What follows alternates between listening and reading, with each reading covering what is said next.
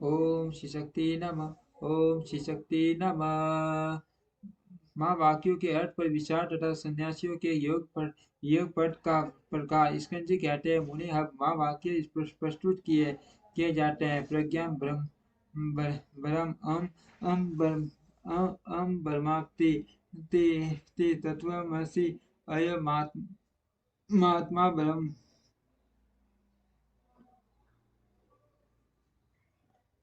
तत्वमसि मसि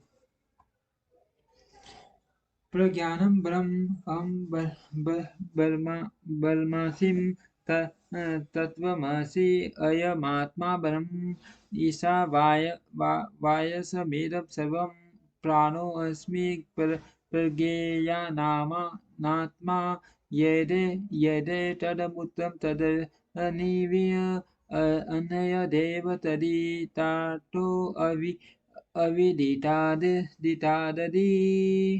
दि एषत आत्मानतयामयमर्थ सस्राय पुरुषो यक्षा सावदित्येषकैक अमसीम परब्रह्म परात्परं वेदशास्त्रगुरुणा तु सवयमानन्दलक्षणं सर्वभूतस्थितिपरं तदेवां न संशय तत्त्वमस्य प्राणोऽमसि पृथिव्या प्राणोऽहमसि अपास प्राणोऽहमसि तेजस प्राणोऽहमसि वायोश प्राणोऽहमसि आकाशस्य प्राणोऽहमसि त्रिगुणस्य प्राणोऽहमसि सर्वो सर्वात्मको संसारी यद्भूतं यद्भव्यं यदर्थमानं सर्वात्मक्तवादवीतियो सर्वखलविदब्रह्म सान्द्रयोगो सर्वों विमुक्तो यो सोम हंस सोमसी। इस प्रकार सर्वत्र चिंतन करे। हम इन माँ वाक्यों का भावार्थ कहते हैं। प्रज्ञान ब्रह्म का वाक्यार्थ पहले ही समझाया जा चुका है। अब ब्रह्मासिम का अर्थ बताया जाता है। शक्ति स्वरूप अथवा शक्ति युक्त परमेश्वरी अम पद के अर्थ भूत है। आकार सब वर्णों का अगण्य परम प्रकाश शिव रूप है। आकार व्योम स्वरूप होने का कारण उसका शक्ति रूप से वर्णन किया गया है। शिव और शक्ति के सहयोग से सदा आनंद उद्रित होता है। मकार उसी आनंद का बोधक है। ब्रह्म शब्द से शिव शक्ति की सर्वरूपता स्पष्ट ही सूचित होती है।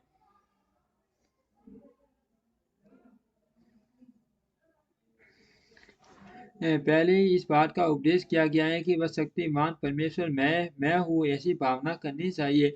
अब तत्वमसि का अर्थ कहते हैं। तत्वमसि इस वाक्य में तत्पद का वही अर्थ है जो सोमसि में सपद का अर्थ बताया गया है। अर्थात तत्पद शक्त्यात्मक परमेश्वर का ही वाचक है। अन्यथा सोम इस वाक्य में विपरीत अर्थ की भावना हो सकती है, क्योंकि पद पुल्लिंग है। अर्थ स के साथ उसका अन्वय हो जाएगा, परंतु तट पद नपुंसक है और तवम पुल्लिंग अर्थ परस्पर विरोधी लिंग होने के कारण उन दोनों में अन्वय नहीं हो सकता।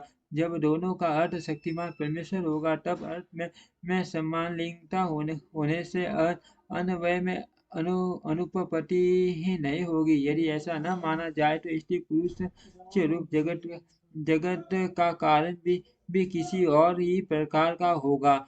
इसीलिए सोमसिम का और तत्वमसि का तट ये दोनों समानार्थक हैं। इन महावाक्यों के उपदेश से एक ही अर्थ की भावनात्मक विधान है। हब अयमात्मा ब्रह्म का अर्थ बताया जाता है। अयम आत्मा ब्रह्म ब्रह्म है। इस वाक्य में अयम और आत्मा ये दोनों पद पुल्लिंग रूप है। अर्थ यहाँ अन्वय में बाधा नहीं है। अयम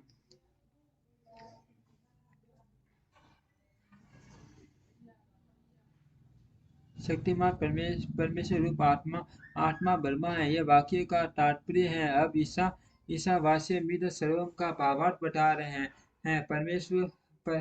परमेश्वर से रक्षणीय होने के कारण यह संपूर्ण जगत उनसे व्याप्त है। अतः अब प्राणो इसमें प्रज्ञानात्मा और सवे तद मूत्र इन वाक्यों के अर्थ पर विचार किया जाता है। मैं प्रज्ञान स्वरूप प्राण हूँ। यहाँ प्राण शब्द परमेश्वर का वाचक है। जो यहाँ है वह वहाँ है, ऐसा चिंतन करे। वहाँ व्रत तत्व का अर्थ कर्मश यह और स है, अर्थात जो परमात्मा यहाँ है वह परमात्मा वहाँ है, ऐसा सिद्धांत पक्ष का अवलंबन करने वाले विद्वानों ने कहा है। उपर्युक्त वाक्य में पंड मुक्त टंडन भी इस वाक्यांश का भाव यह है कि तो मूत्र ही स्थित अर्थात जो परमात्मा वहाँ परलोक में स्थित है वही वहाँ इस लोक में भी स्थित है। इस प्रकार विद्वानों को पहले के समान ही परम पुरुष परमात्मा रूप अर्थ यहाँ अमिष्ट है। अब अन्य देवतरीतादयो अविदितादि इस वाक्य पर विचार करते हैं। उन्हें अन्य देवतरीतादसो अतितादि इस वाक्य में जिस प्रकार फल की भी विपरीतता की भावना होती है उसे यहाँ बताता हूँ। सुनो विदितात् यह पद अविथा विदितात् के अर्थ में है पर्वत हो सकता है। वह बीन है अतः जो असमयग रूप से ज्ञात है उसे बीन है। इसी प्रकार जो यथावत रूप से विदित नहीं है उसे भी पृथक है। इन कथन से यह निश्चित होता है कि मुक्ति रूप सिद्धि के लिए कोई और ही तत्व है जो विदित से पर है। परंतु जो आत्मा है वह सर्वरूप है। वह किसी से भिन्न नहीं हो सकता। अर्थ आत्मा या ब्रह्म आदि पद पूर्ववत परमेश्वर शिव के ही बोधक यह मानना चाहिए। अर्थ आत्मा तथा एकांश पुरुष के इन दो अर्थ पर विचार किया जाता है। यह तुम्हारा अंतर्यामी जो स्वयं ही अमृत स्वरूप शिव है। यह जो पुरुष में वही सूक्ष्म में भी स्थित है। इन दोनों में कोई भेद नहीं है। पुरुष में वही आदित्य में इन दोनों में पृथकता है। वह तत्व एक ही है, उसी को सर्वरूप कहा गया है। इन दो उपाधियों से युक्त जो अर्थ क्या औपचारिक है उन शंभुनाथ को तब श्रुतिया हिन्य वाय नमः इसमें जो बांधु है उपलक्ष्य ठीक से दिखाई नहीं दे रहा। आगे से आ रहा हूँ, समझ आता हूँ। हिन्य में पुरुषो हस्यते हिन्य स मसूर हिन्य यह केश आपन्न स्वात सर्वे एव सुरवनम। इसके द्वारा आदित्य मंडलांतर्गत पुरुष को सुरवन में दाढ़ी मूछों वाला सुरवन सदस्य केशों वाला तथा नख से लेकर केशाग भाग पर्यंत सारा का सारा सुरवन में प्रकाशमय ही बताया गया है। अर्थ हिन्द में पुरुष साक्षात संभोई है।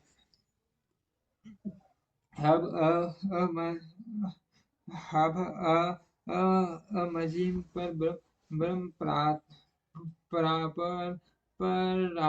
परम इस वाक्य का तात्पर्य बताता हो। सुनो अहम पद के अर्थ भूत सत्यात्मा शिव ये बताए गए हैं। वे शिव मैं हूँ ऐसी वाक्यरत योजना अवश्य होती है। उन्हीं को सबसे उत्कृष्ट और सर्वस्वरूप परम ब्रह्म कहा गया है। उसके तीन भेद हैं पर अपर तथा प्रापर रुद्र ब्रह्मा और विष्णु ये तीन देवता श्रुति ने ही बताए हैं। ये कर्मश पर अपर तथा परात्पर रूप है। इन तीनों से भी जो श्रेष्ठ देवता है वे शंभु ब्रह्म सबसे कहे गए हैं। वेदों शास्त्रों और गुरु के वचनों के अभ्यास से शिष्य के हृदय से स्वयं ही पुनानंदमय शंभु का प्रादुर्भाव होता है। संपूर्ण भूतों के हृदय में विराजमान शंभु ब्रह्म स्वरूप ही वही मैं हूँ, इसमें संशय नहीं है। मैं शिव ही संपूर्ण तत्व समुदाय का प्राण हूँ। ऐसा कहकर स्कंद जी फिर कहते हैं, मुने मैं शिव शिव आत्म तत्व, विद्या तत्व और शिव तत्व, इन तीनों का प्राण हूँ। पृथ्वी आदि का भी प्राण हूँ। पृथ्वी आदि के गुणों का तक का ग्रहण होने से ये समझ समझ लो कि यहाँ सारे आत्म तत्व गुहित हो गए हैं। फिर सबका ग्रहण विद्या तत्व और शिव तत्व का भी ग्रहण कराता है। इन इन सब तत्वों का मैं प्राण हूँ। मैं सब हूँ। मैं सर्वात्मक हूँ। शिव का भी अंतर्यामी होने से उसका भी जीव आत्मा हूँ, जो भूत वर्तमान और ठीक से दिखाई नहीं दे रहा। आगे बढ़ा समझ हटाओ। शिव ही बताए गए हैं। ईशावास्योपनिषद श्रुति के दो वाक्यों द्वारा प्रतिपादित अर्थ साक्षात शिव के एक एकता का ज्ञान प्रदान करने वाले गुरुओं को चाहिए कि शिष्यों को इसका आदर पूर्वक उपदेश करे।